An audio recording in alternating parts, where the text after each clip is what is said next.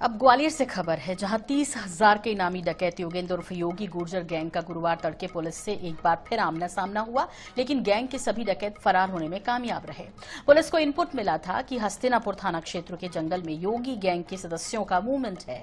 इसके बाद पुलिस की टीम गैंग की घेराबंदी करने के लिए जंगल में उतरी थी, लेकिन डकैत पुलिस पर फायरिंग करने लगे और मौके का फायदा उठाकर फरार हो गए।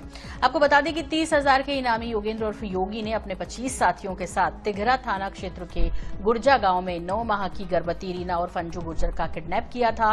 पुलिस ने गैंग की घेराबंदी की तो डकैत अंजू को लंका पहाड़ के जंगल में छोड़कर भाग गए, जहां से अंजू को पुलिस की मदद से फिर बरामद किया गया। तब से पुलिस मुरैना, नूराबाद, ग्वालियर के जंगल में योगी गैंग की तलाश में जुटी है।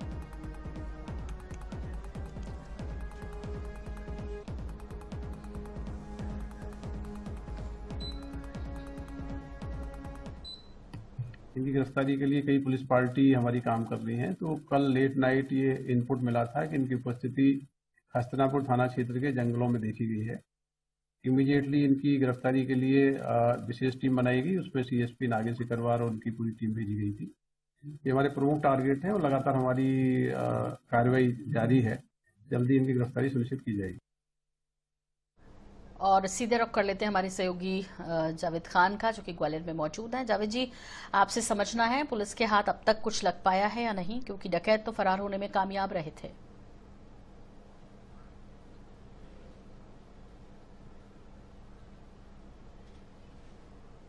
जी बिल्कुल बताना चाहेंगे, जो ग्वालियर में पिछले एक महीने से कल्ली उर्फ और किलेदार गुर्जर और योगी उर्फ योगेंद्र के साथ पुलिस की आंख मिचौली चल रही है।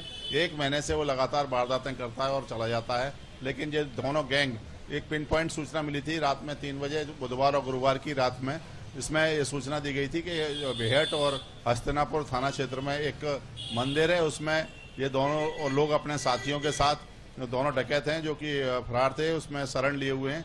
पुलिस ने उसकी सर्चिंग की और रात में ही थाना प्रभारी बेहट को वहाँ पर भेजा गया और पुलिस बड़ी सतर्कता के साथ पहुंची और चारों तरफ से मंदिर को जब घेर लिया गया तो लेकिन सूचना के बाद जो डकैत थे उनको भी एक अंदेशा हो गया था और उन्होंने जवाब में, जब पुलिस ने उनको एनकाउंटर करने की चेतावनी दी और कहा कि आप चारों तरफ से घिर गए हैं, तो उसके बाद डकैतों ने भी मंदिर से फायरिंग करना शुरू कर दी, और उसके मौके का फायदा उठाते हुए भाग गए। पुलिस ने देर रात तक और सुबह तक सर्चिंग की है जंगल में, बेहट और हस्तिनापुर के जंगलों में सर्चिंग की अभी भी जारी है, लेकिन पुलिस के हाथ में ये दोनों बदमाश और साथ में 2 और उनके साथी थे, रवि गुर्जर और राम गुर्जर, ये भी बताए गए हैं, क्योंकि पुलिस को मंदिर की लाइट में, रोशनी में दिखाई दे गया था। लेकिन पुलिस का कहना है कि अभी तक इन लोगों की परछाई भी पुलिस के पास नहीं थी, लेकिन अब चूंकि पुलिस से सीधे सीधे मुठभेड़ हुई है और उनका आइडेंटिफाई हो गए, पहचान भी कर ली गई है। कल्ली और योगी के अलावा 2 उनके साथी हैं और एक अन्य जो आरोपी है वो भी जो डकैत है उसमें साथ में पाया गया है और उसकी शिनाख्त पुलिस ने की है। सबसे बड़ी बात है वो धौलपुर और राजस्थान के रास्ते से फरार हो गए हैं, लेकिन पुलिस की चकमा देने की जो कोशिश थी, लेकिन पुलिस ने अब एनकाउंटर के बाद आमना सामना हुआ है, तो अब पुलिस को पूरी उम्मीद है, ग्वालियर पुलिस को, ग्वालियर के एसपी धर्मवीर सिंह का कहना है कि इस मामले में अब चूंकि सीधे मुठभेड़ हो चुकी है और उनके ऊपर जो अलग अलग धाराओं में हत्या के प्रयास के सहित अनेक मामले भी अभी रात में दर्ज कर लिए गए हैं, तो अब पुलिस से वो बच नहीं सकेंगे। लेकिन पुलिस की सतर्कता इस बात को लेकर भी है कि उनके पास एक मासूम जो बच्चा मुरार क्षेत्र से 3 साल का है वो गायब है।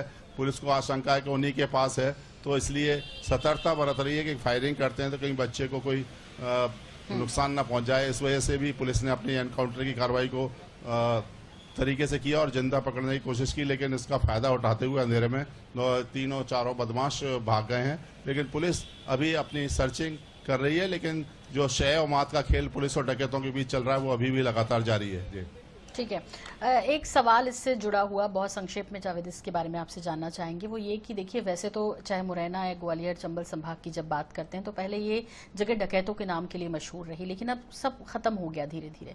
फिर भी इस तरह के छोटे छोटे गैंग जो है ये समय समय पर इस तरह की वारदातों को अंजाम देते हैं, या कहें इन शब्दों का उपयोग होता है, डकैत गैंग जैसे। कितने लगभग बचे होंगे जिनको अब पूरी तरीके से खत्म करने की जरूरत है?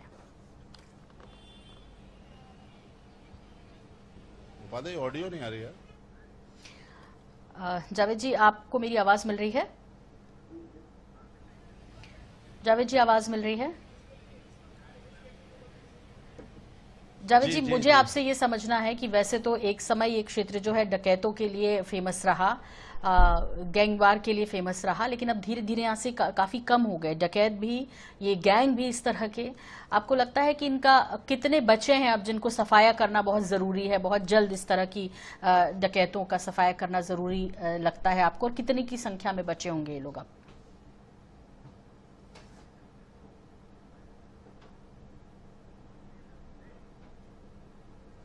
इस गैंग के बारे में जो कल्ली और जो योगी गैंग है उसको एक संगठित गिरोह बताया जा रहा है, और वो एक स्थान पर टिकते नहीं है, क्योंकि इनकी सीमा मध्य प्रदेश से भी लगी है, राजस्थान और कभी कभी उत्तर प्रदेश की सीमा तक चले जाते हैं, और अलग अलग राज्यों की पुलिस के हिसाब से इनके ऊपर 30,000 से अधिक का इनाम भी घोषित किया गया है, और इसकी वजह से इनकी सर्चिंग भी की जा रही है। लेकिन चूंकि अभी मध्य प्रदेश में और ग्वालियर चंबल संभाग में कोई सूचीबद्ध गिरोह नहीं है, लेकिन उसके बाद भी इन चारों और दोनों खासकर कल्ली और योगी ने ग्वालियर पुलिस और ग्वालियर चंबल संभाग की पुलिस को हलाकान कर रखा है, और वो लगातार चकमा दे के भाग जाते हैं।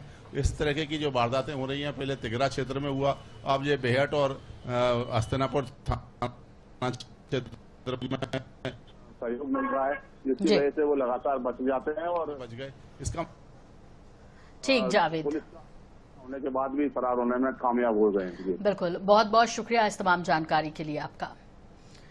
तो ग्वालियर से जावेद खान हमारे वरिष्ठ सहयोगी हमारे साथ जुड़े थे, और गुर्जर गैंग की पुलिस से दूसरी बार मुठभेड़ हुई, जिस तरह की वो जानकारी दे रहे थे। जंगल में घेराबंदी के दौरान भाग गए लेकिन बदमाश। और आपको बता दें कि मध्य प्रदेश और राजस्थान पुलिस के लिए ये गैंग जो है सिरदर्द बनी हुई है इस वक्त। 30,000 के इनामी डकैत हैं ये, और मुरैना, नूराबाद और ग्वालियर के जंगलों में मुठभेड़ की खबर मिल रही है।